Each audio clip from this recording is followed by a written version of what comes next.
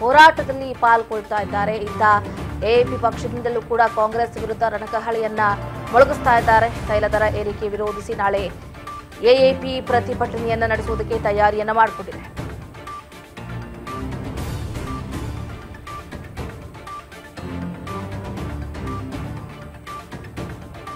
ಬೆಂಗಳೂರಿನ ಸ್ವತಂತ್ರ ಉದ್ಯಾನವನದಲ್ಲಿ ಪ್ರತಿಭಟನೆ. ಇತ್ತ ಎಎಪಿ ಪಕ್ಷದಿಂದಲೂ ಕೂಡ ಕಾಂಗ್ರೆಸ್ ವಿರುದ್ಧ ರಣಕಹಳಿ. ಎಲ್ಲರೂ ಕೆಂಡ ಆಗ್ಬಿಟ್ಟಿದ್ದಾರೆ. ತೈಲ ದರ ಏರಿಕೆ ವಿರೋಧಿಸಿ ನಾಳೆ, ಇವತ್ತು ಬಿಜೆಪಿ, ನಾಳೆ ಎಎಪಿ ಪ್ರತಿಭಟನೆಯನ್ನ ನಡೆಸುತ್ತೆ. ಹಾಗಾದ್ರೆ ಕಾದ್ ನೋಡ್ಬೇಕಾಗುತ್ತೆ ನಾಳೆ ಎಎಪಿ ವತಿಯಿಂದ ಪ್ರತಿಭಟನೆ ಎಷ್ಟರ ಮಟ್ಟಿಗೆ ನಡೆಯುತ್ತೆ.